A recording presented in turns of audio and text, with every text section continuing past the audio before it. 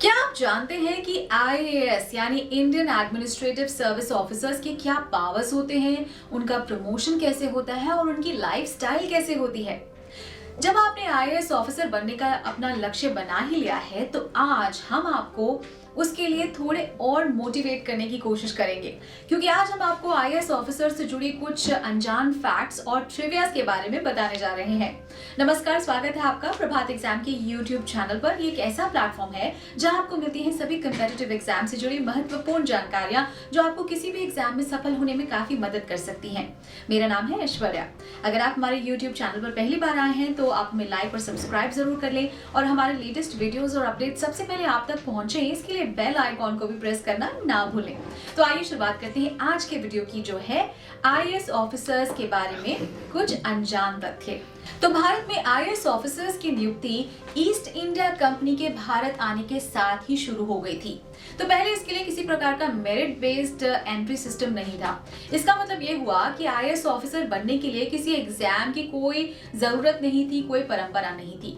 तो कंपनी सीधे कॉलेजेस से ये नियुक्ति कर लेती थी और इसके लिए वो कैम्ब्रिज और ऑक्सफोर्ड यूनिवर्सिटी से नियुक्ति करती थी। 1854 में मैकॉले कमेटी ने पहली बार आईएएस ऑफिसर्स की नियुक्ति के लिए एक मेरिट बेस्ड सिस्टम का सुझाव दिया और इस प्रस्ताव को मानते हुए इंग्लैंड सरकार ने 1855 से एग्जाम की परंपरा शुरू कर दी थी। हालांकि इस कमेटी ने यह सुझाव भी दिया था कि इस एग्जाम में सिर्फ उन्हीं लोगों को बैठने का मौका दिया जाना चाहिए जिनके पास ऑक्सफोर्ड यूनिवर्सिटी या फिर कैम्ब्रिज यूनिवर्सिटी से आर्ट्स में फर्स्ट क्लास की डिग्री हो। तो इसमें भारतीयों को भाग लेने की मनाही थी। अब जरा ये सोचिए कि भारत के सिविल सर्विसेज से भारतीयों को ही बाहर रख देना कितनी बड़ी नाइंसाफी है। मगर भारत में इंग्लैंड की सरकार का एकमात्र उद्देश्य यहाँ ये था कि वो जनता पर शासन करे और उन्हें अपने कंट्रोल में रखें। मगर भारत में इंग्लैंड के शासन के इस रवैये के खिलाफ आवाज उठने लगी और भारतीयों को इस परीक्षा में बैठने और सिविल सर्विसेज ज्वाइन करने की छूट मिली। मगर उस समय भी ये परीक्षा सिर्फ इंग्लैंड में होती थी और अगर किसी भारतीय को इस एग्जाम में बैठना होता था तो उसे इंग्लैंड जाना पड़ता था। तो इसके खिलाफ भी भारत में लगातार आवाज उठती रही और 1922 में यह परीक्षा भारत में भी आयोजित होने लगी और फिर धीरे धीरे इसके स्वरूप में और भी परिवर्तन किए गए और भारतीयों को इसमें और अधिक जगह दी जाने लगी।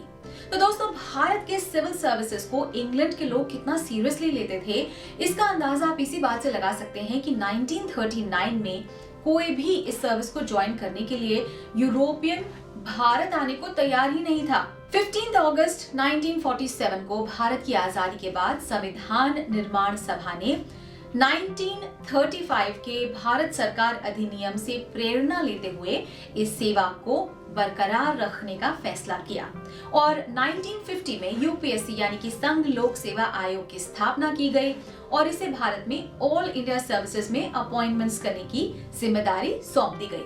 तो चलिए अब बात कर लेते हैं कि इंडियन एडमिनिस्ट्रेटिव सर्विसेज जरूरी क्यों है। तो एक आईएएस ऑफिसर के ऊपर सब डिवीजन, डिवीजन और डिस्ट्रिक्ट की जिम्मेदारी होती है और इस जिम्मेदारी में शहर का विकास, उसकी अर्थव्यवस्था, वहाँ की कानून व्यवस्था इत्यादि शामिल है। तो पॉलिटिकल एग्जीक्यूटिव द्वारा जनता के कल्याण के लिए चलाए जा रहे कार्यक्रमों को लागू करने के लिए प्रतिबद्ध है, इसलिए वो देश की एग्जीक्यूटिव का एक अंग है। तो वो सरकार की नीति और कानून निर्माण प्रक्रिया में सुझाव भी देता है और उन कानूनों और कार्यक्रमों को तैयार करने का काम भी एक आईएएस ऑफिसर ही करता है। इस तरह वो देश की लेजिस्लेचर का भी हिस्सा बन जाता है।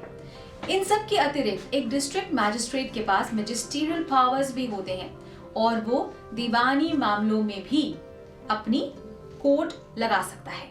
तो इस तरह वो जुडिशरी का भी एक अंग बन जाता है। इसलिए हम कह सकते हैं कि एक आईएएस ऑफिसर पूरे देश की एडमिनिस्ट्रेटिव मशीनरी का सबसे महत्वपूर्ण अंग होता है। एक आईएएस ऑफिसर अपने काम को सुचारू ढंग से पूरा कर सके इसके लिए उसे कई सुविधाएं भी मिलती हैं और इन सुविधाओं में रहने के लिए एक बड़ा घर में हाउस हेल्प की सुविधा, कहीं आने जाने के लिए सरकारी गाड़ी और अच्छी सैलरी भी शामिल है।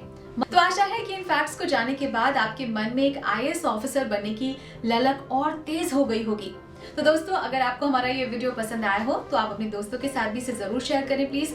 और अगर आपके पास हमारे लिए कोई सवाल है, सुझाव है, सजेशंस हैं तो उन्हें कमेंट्स में लिखकर हमें बता दें। तो जल्द ही आपसे फिर मुलाकात होगी एक नए टॉपिक पर, एक नए वीडियो के साथ। तो देखते रहिए प्रभात एग्जाम। नमस्कार, अपना ध्यान रखिए।